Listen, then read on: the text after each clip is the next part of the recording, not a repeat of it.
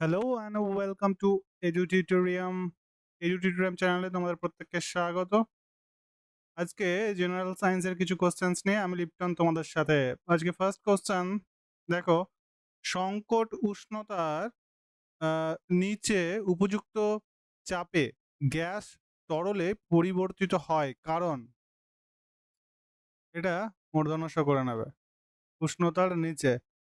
তাহলে পরে কি হচ্ছে অপশনস গুলো? অণুগুলির নির্দিষ্ট আয়তন আছে, অণুগুলির বিক্ষিপ্তভাবে ছুটে বেড়ায়, অণুগুলির মধ্যে আন্তঃআণবিক বল কাজ করে, অণুগুলি গোলাকার। তো সংকট উষ্ণতা এই জিনিসটা কি?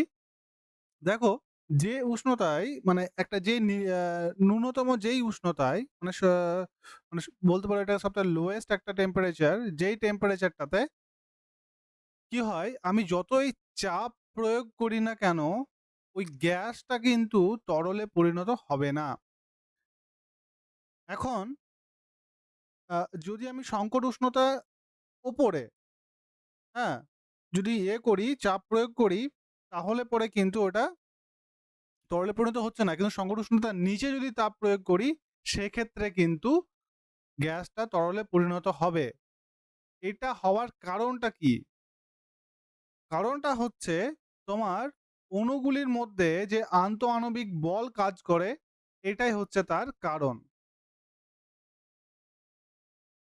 নেক্সট দেখো, শর্ট সার্কিট বা ওভারলোডিং থেকে গৃহ সরঞ্জামগুলির রক্ষা করার জন্য সবথেকে গুরুত্বপূর্ণ সুরক্ষা পন্থাটি হলো ফিউজ ব্যবহার করা, আর্থিং, আর একটা হচ্ছে স্টেবিলাইজার ব্যবহার করা, বৈদ্যুতিক মিটার ব্যবহার করা। তো শর্ট সার্কিট বা ওভারলোডিং এর জন্য যেসব সরঞ্জামগুলি আমাদের প্রয়োজন, সেটা কি হচ্ছে? সেটার ক্ষেত্রে আমরা কি ব্যবহার করি? ফিউজ ব্যবহার করি শর্ট সার্কিট বা ওভারলোডিং এর জন্য। এই যে ফিউজ, এটা কিসের তৈরি? এটা তৈরি হয় টিন প্লাস হচ্ছে তোমার আমাদের সীসা। এখানে টিনটা আমার 25% দেওয়া হয়, আর সীসাটা আমার 75% মতো দেওয়া হয়। এই দুটোর মিশ্রণে তৈরি হয় কি? ফিউজ। নেক্সট দেখো, সূর্যের শক্তি উৎপন্ন হয় কিভাবে? যে হাইড্রোজেন এবং হিলিয়াম পরমাণুর রাসায়নিক বিক্রিয়ার দরুন, হাইড্রোজেন এবং হিলিয়াম পরমাণুর ফিউশন বিক্রিয়ার দরুন, বা হিলিয়াম পরমাণুর ফিশন প্রক্রিয়ার দরুন, বা হাইড্রোজেন পরমাণুর রাসায়নিক বিক্রিয়ার দরুন। তো সূর্যের শক্তি যেটা হয় সেটা আমরা জানি কি? সেটা হয় আমাদের নিউক্লিয় ফিশন। নিউক্লিয় ফিশন এর জন্য কিন্তু এটা হয়, ফিশন বা ফিউশন।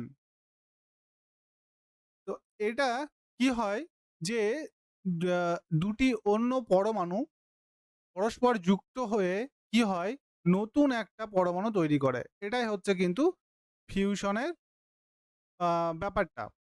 এটা কিন্তু কোথায় হয়? সূর্যে হচ্ছে আমাদের। এক্ষেত্রে কি হয় যে হাইড্রোজেন পরমাণুর যেই আমাদের আইসোটোপ গুলো আছে, একটা হচ্ছে তোমার ডিউটেরিয়াম, একটা হচ্ছে ট্রিটিয়াম। এই পরমাণু দুটো যুক্ত হয়ে কি হয়, নতুন হিলিয়াম পরমাণু তৈরি করে। এটা কোথায় হয়? এটা আমাদের সূর্যের মধ্যে হয়। তো এটার ক্ষেত্রে এই প্রশ্নের সঠিক উত্তরটা আমার কি হচ্ছে? এটা হচ্ছে অপশন বি। এটা হচ্ছে ফিউশন বিক্রিয়ার দরুন, হাইড্রোজেন আর হিলিয়াম পরমাণুর ফিউশন বিক্রিয়ার দরুন। নেক্সট দেখো, বৈদ্যুতিক তারের একটি অন্তরক উপাদানের আবরণ থাকে। সাধারণভাবে ব্যবহার করা হয় কিভাবে? যে অন্তরক বা তোমার ইনসুলেটর, যেটা আমরা তারের মধ্যে উপরে যেটা আমরা ইনসুলেটর ব্যবহার করি, সেটা কি? সালফার, গ্রাফাইট, পিভিসি, উপরোক্ত সবকটি। তো বৈদ্যুতিক তারের ক্ষেত্রে আমরা কি ব্যবহার করি? আমরা পিভিসি বা পলিভিনাইল ক্লোরাইড, এটা একটা ইয়ে আবরণ ব্যবহার করে থাকি। নেক্সট দেখো, রোধের সমান্তরাল সমবায়ে যে রাশিটি ধ্রুবক হয় তা হলো বিভব পার্থক্য, তড়িৎ প্রবাহ মাত্রা, তড়িৎ প্রবাহের পরিমাণ, বিভব পার্থক্য এবং তড়িৎ প্রবাহের পরিমাণ দুটোই। তো সমান্তরাল বা প্যারালাল কানেকশনের ক্ষেত্রে দেখো আমাদের কোন জিনিসটা আমাদের ধ্রুবক থাকে? মনে করো এই দুটো কি হচ্ছে প্যারালাল কানেকশন। এখানে আমার ভোল্টেজ লাগানো আছে, এটা হচ্ছে আমার প্যারালাল কানেকশনের ডায়াগ্রাম। তাহলে এখানে দেখো কারেন্টটা এই দিক থেকে কি হচ্ছে, ভোল্টেজ লাগানো আছে। ভোল্টেজটা দেখো, এই যে রেজিস্ট্যান্স বা এই যে লোড, এই লোড দুটোর একক্রসে একই ভোল্টেজ লাগানো আছে। এইটার একক্রসেও বা এটার এই দুটো পয়েন্টে এটা লাগানো আছে ভোল্টেজ, আর এই রেজিস্ট্যান্সটা বা লোডের ক্ষেত্রে দেখো এই দুটো পয়েন্টে কিন্তু কি আছে, আমার একই ভোল্টেজ লাগানো আছে, তাহলে আমার বিভব পার্থক্য যেটা হচ্ছে সেটা কিন্তু কনস্ট্যান্ট হচ্ছে।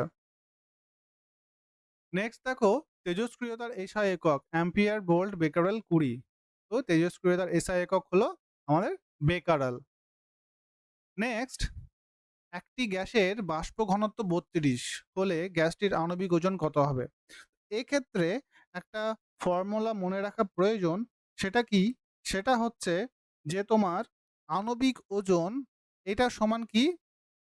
এইটা সমান হচ্ছে আমার 2 গণিত বাষ্প ঘনত্ব। বাষ্প ঘনত্ব। তাহলে দেখো বাষ্প ঘনত্ব আমার 32, তাহলে 2 গণিত 32, তাহলে কত হচ্ছে অপশন আমার? Option A 64। শুধুমাত্র এখানে এই ফর্মুলাটা খালি জানার প্রয়োজন ছিল, আণবিক ওজন সমান 2 গণিত বাষ্প ঘনত্ব, বা বাষ্প ঘনত্বের ডবল হবে আণবিক ঘনত্ব। নেক্সট দেখো, যখন NaCl জলে দ্রবীভূত করা হয় তাহলে প্রতিটি N এর চারপাশে কি থাকে? ক্লোরিন আয়ন থাকে, সোডিয়াম আয়ন থাকে, বা সোডিয়াম এবং ক্লোরিন আয়ন থাকে, বা কি হচ্ছে H2O আয়ন থাকে। তো NaCl যখন জলে দ্রবীভূত হয় তখন কি করে? Na প্লাস আর Cl মাইনাস এইভাবে দুটো ভেঙে যায়, সোডিয়াম আর ক্লোরিন। এখন এটা জলে যখন দ্রবীভূত হয় তখন কি হয় যে এই জল বা H2O এটা কিন্তু OH মাইনাস এই আয়নে কিন্তু ভেঙে যায়। এই আয়নটা কি হয়? সোডিয়ামের সাথে বিক্রিয়া করে, যার ফলে কি হয়? NaOH তৈরি হয়ে যায়। সঠিক আনসারটা কি হবে? একটা জলের আয়ন থাকে, অপশন ডি। নেক্সট দেখো, ক্যালসিয়াম কার্বনেট শতকরা কত মাত্রা থাকে? মানে ক্যালসিয়াম কার্বনেটে ক্যালসিয়ামের শতকরা মাত্রা কত? তো ক্যালসিয়াম কার্বনেট এটার সংকেতটা কি হচ্ছে? CaCO3। এখন দেখো ক্যালসিয়ামের আমার কত হচ্ছে? 40, কার্বনের কত হচ্ছে? 12, আর অক্সিজেনের কত হচ্ছে? 16। কিন্তু অক্সিজেন আছে কটা? O3, মানে 3টে অক্সিজেন আছে। এখন দেখো এটা করলে কত হচ্ছে? 40 প্লাস 12 প্লাস 48, টোটাল করলে কত হয়? দেখো 100। তাহলে ক্যালসিয়াম কার্বনেটের টোটাল আণবিক ওজন হচ্ছে তোমার 100। এবার এখানে ক্যালসিয়ামের মাত্রা কত আছে? 40। তাহলে পরে অপশন কত হচ্ছে? অপশন সি হচ্ছে আমার সঠিক অ্যান্সার। দেখো সোডিয়াম, লোহা, কোবাল্ট, জিঙ্ক এদের মধ্যে কোনগুলো সন্ধিগত মৌল এর আয়ন নয়? সন্ধিগত মৌলের আয়ন নয়। আচ্ছা, সন্ধিগত মৌল কি কি আছে? যেমন হচ্ছে তোমার scandium, titanium, vanadium, chromium, manganese, iron, cobalt, nickel, copper, zinc, ক্যান্ডিয়াম, সিসা। এই যে নামগুলো বললাম এইগুলো হচ্ছে কিন্তু সন্ধিগত মৌল। এবার এই সন্ধিগত মৌলের আয়ন নয় কোনটি? সন্ধিগত মৌলের আয়ন হচ্ছে সোডিয়াম আর জিঙ্ক। এইটা হচ্ছে কিন্তু সন্ধিগত মৌলের আয়ন নয়। নেক্সট দেখো, স্টেইনলেস স্টিলে লোহা মিশ্রিত থাকে, ইহাদের সঙ্গে কি মিশে থাকে? স্টেইনলেস স্টিল এটাতে কি হয়? লোহার সাথে কি কি মেশানো থাকে? লোহা, নিকেল, ক্রোমিয়াম প্লাস কার্বন। এই এইগুলো কিন্তু স্টেনলেস স্টিলের মিশ্রণ থাকে। তাহলে লোহার সাথে কি কি মিশ্রণ থাকছে আমার? নিকেল থাকছে আর কার্বন থাকছে, এই ক্রোমিয়াম থাকছে আর কার্বন থাকছে, এই তিনটে। তো আমার অপশন আছে নিকেল আর ক্রোমিয়াম। নেক্সট দেখো, সাধারণত অধাতব গুলি বিদ্যুৎ পরিবাহী নয়, নিচের কোনটি বিদ্যুতের পরিবাহক? অধাতুগুলি সাধারণত বিদ্যুতের পরিবাহী হয় না, কিন্তু গ্রাফাইট একমাত্র অধাতু যেটা কিন্তু বিদ্যুৎ পরিবহন করে। এই ক্ষেত্রে সঠিক উত্তর আমার গ্রাফাইট। নেক্সট কোশ্চেন, নিচের কোনটি শক্তির একক নয়? Calorie, electron volt, joule, watt. তো শক্তির একক ক্যালোরি, জুল, ওয়াট, কিন্তু ইলেকট্রন ভোল্ট আমার শক্তির একক নয়। সঠিক অ্যান্সার ইলেকট্রন ভোল্ট। নেক্সট দেখো, যে তরঙ্গগুলির বিস্তারের জন্য কোনো বস্তুগত মাধ্যমের প্রয়োজন হয় না, হ্যাঁ সেটার কি তরঙ্গ? পদার্থ তরঙ্গ, ইলাস্টিক তরঙ্গ, যান্ত্রিক তরঙ্গ, ইলেক্ট্রোম্যাগনেটিক তরঙ্গ। তো দেখো বস্তুর মাধ্যমের প্রয়োজন হয় না, সেটা হচ্ছে আমার কি? ইলেক্ট্রোম্যাগনেটিক তরঙ্গ। নেক্সট দেখো, একটি বিশুদ্ধ পদার্থ শুধুমাত্র হতে পারে হুম, একটা বিশুদ্ধ পদার্থ এটা কি হতে পারে? এটা অপশনে আছে একটি যৌগ, একটি উপাদান বা যৌগ, একটি ভিন্নধর্মী মিশ্রণ। তো বিশুদ্ধ পদার্থটা কি আমার? বিশুদ্ধ পদার্থ হচ্ছে একটি উপাদান বা যৌগ। নেক্সট দেখো, নিচের যৌগের মধ্যে কোনটির সমান ওজন এবং আণবিক ওজন সমান? এই যে H2SO4, Cl2, Na2SO4 আর NaCl, এগুলোর মধ্যে ওজনও সমান, এর আণবিক ওজনও সমান।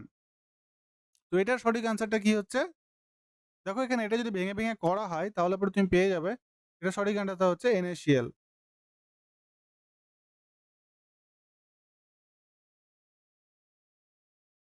ক্যাথোড রশ্মি আছে, ক্যাথোড রশ্মিতে কি আছে? শুধুমাত্র ভর, ভর নেই, চার্জ নেই।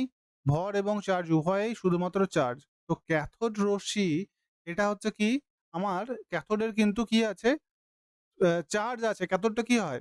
Positive charge. তাহলে এটাতে কি হয়? ভর ও চার্জ উভয়ই আছে। রেডিও আইসোটোপ কার্যকলাপের সাথে পরিবর্তন হয় তাপমাত্রা, চাপ, রাসায়নিক পরিবেশ, এর কোনোটিই নয়। তো রেডিও আইসোটোপের কার্যকলাপের সাথে আমার কি হয়? এটার ফলে আমার কি হয়? রাসায়নিক পরিবেশ বা চাপ বা তাপমাত্রা, এর কোনোটি পরিবর্তন হয় না। সম্প্রতি E20 ফুয়েল খবর এসেছে। এটি সম্পর্কে নিচে কোনটি ভুল বলেছে? তাহলে E20 পেট্রোলের সাথে 20% ইথানলের মিশ্রণ, E20 এটা সঠিক।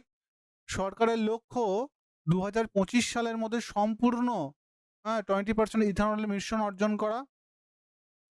একটি পরিবেশ দূষণ এবং আমদানি বিল কমাতে সাহায্য করবে এবং প্যান ইন্ডিয়া লেভেলে এটি চালু করা হয়েছে। তো এই E20 ফুয়েলটা এখনো প্যান ইন্ডিয়া লেভেলে চালু হয়নি আমাদের। এটাই আমাদের কি হচ্ছে? ভুল এখন। পৃথিবীর ভূত্বকের মধ্যে সবচেয়ে প্রচুর পরিমাণে ধাতু রয়েছে কোন ধাতু? লোহা, ক্যালসিয়াম, ম্যাগনেসিয়াম, অ্যালুমিনিয়াম। তো ভূত্বকের মধ্যে প্রচুর পরিমাণে ধাতু রয়েছে আমাদের অ্যালুমিনিয়াম। সেই কারণে কিন্তু এই বাকি ধাতুগুলির সাথে অ্যালুমিনিয়ামের দামটা একটু কম। তো thank you so much friends. আজকে এই অবধি থাক। নেক্সট সেশন তোমার সঙ্গে দেখা হচ্ছে। Have a good day.